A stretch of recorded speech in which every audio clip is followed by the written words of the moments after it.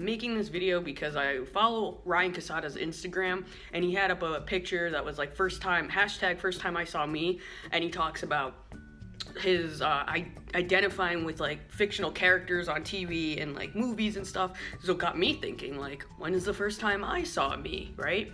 And for those people who are new and seeing my face for the first time, I identify as like the T in lgbtqia, etc. However, I like live in the idea of a Q because I am not on hormones, and I like currently don't have a desire to be on hormones. My dysphoria is very like limited, but I've never been one of those people that like wanted to like kill themselves if I didn't like transition, and like I know that there's a spectrum, blah blah blah, but like to be in the T category, it's like you need to be on hormones because that's like the stigma going around, or you're not man enough, you're not trans enough, blah blah blah. So I don't even like have to like hang out in that category. I hang out in the Q, and it just is what it is. It's just easier to say. I've always been judged by who I was like sleeping with versus how I identify, because I think that there'd be a total unanimous vote about how I carry myself, and like stereotypical male interests and personality types. Like I'm not enough. There is not even like this. There's a little bit of girl in me ish. But so I started thinking about like characters I identified with like growing up and even as an adult, and I started to think that like, whereas like Ryan Casada, who identifies as a trans man who is also not on hormones, but he was talking about like character in the L word and like trans characters basically, and I never identified. The only characters I've ever identified with in the media have been not trans at all. They were straight guys. I'm talking like Barney Stinson from How I Met Your Mother, or Stifler from American Pie, or like Pacey from Dawson's Creek, or Joey from Friends. Like, it's like I literally identify with these like fuckboy guys who are like assholes, who are seriously nice and have a nice heart, but like Leonardo DiCaprio, okay, Leo, literally lives my life. Wolf of Wall Street, totally Leo. Titanic, also Leo. Why? Because he fucks around with Kate Winslet, who is like unattainable, steerage. He's steerage, and like that's what it's like. Romeo and Juliet, Leo in there too. Again, a love forbidden. Like that's my life because I'm dating straight chicks. So it's like I'm not supposed to be dating you, and so Leo, sorry, but like, it's a rough life out there. I mean, my icebergs come in the form of like ignorant family members, friends, yeah, or just I'm just fucking with the wrong bitches.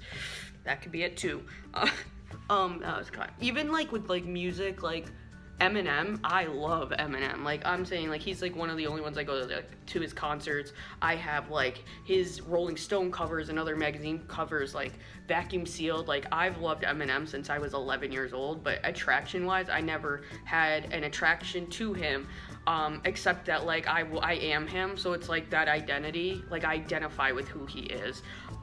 When it comes to like things that bother me, like fucking like hot guys on paper, Ryan Gosling, that guy from 50 Shades of fucking Grey, the goddamn Rock, like guys that who just are like girls just drool over them, and like, sorry, but I'm still working on my muscles, Rock, like what, fucking whatever.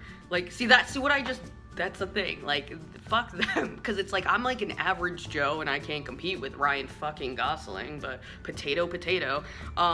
So essentially I just thought about like Ryan Casada got my mind going with this hashtag like the first time I saw me, and I realized that like none of the characters I identified with are like on the spectrum of LGBTQIA+, like they're not. Even for L word, like I identify most with Shane, and the only reason is because Shane smashes straight chicks, but also because every person that was like friends with me who's ever watched L Word is like, you're Shane, and I'm in my head like I wish I was Shane, because Shane is like happy being Shane, and I'm happy being me, but like I didn't know when this was all going on at that time, I didn't know why I couldn't embrace being Shane. And it's because Shane's like a lesbian and it just doesn't work. Like even though Shane doesn't like labels, I don't even know if that's even the case. I haven't seen that show in a minute. But like it just didn't like click in here, you know? I don't know. So yeah, those are like where I identify when it comes to media, but it literally blew my mind that I never identified with any females, even cartoons. Beauty and the Beast. Why? Because he was a beast, and she had to look past that to like love him. And never with a Disney princess. Like I never, not even one of them. So yeah, it was just a little eye-opening when I saw that. But I don't know.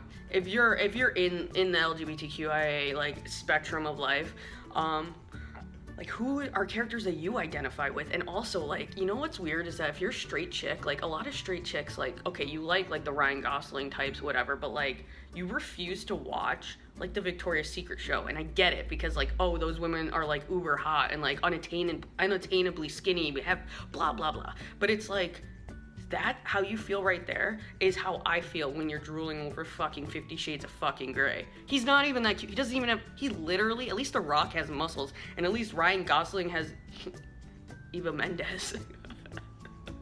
I don't even know. But yeah, that's all I gotta say. It's still Pride Month. Happy Pride. I think New York Pride is this week, New York City? Or next, I don't fucking know. I'm not going, but I don't do that. But it is, whatever it is. Yeah.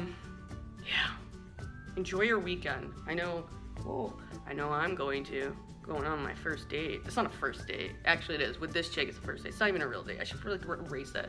It's just a friend date. But I like calling everything I do dates, even with like my bosses. I'm always calling things date night, so it's not even like it's not like a romantical date, but it's still like refreshing to not be in the like shackles of an unhealthy relationship. So you know, I'm keeping busy and keeping my time occupied because it's summer, and who wants to be fucking cuffed during summer? Not me, not I. And if you're in the tri-state region, July 12th, I'm having a birthday party. You should come and watch Sammy Adams and Sean Kingston and come over here to Connecticut for like a second. Yeah, that's right. Birthday parties in Connecticut. At least birthday party one. All right, that's all I gotta say. We're done.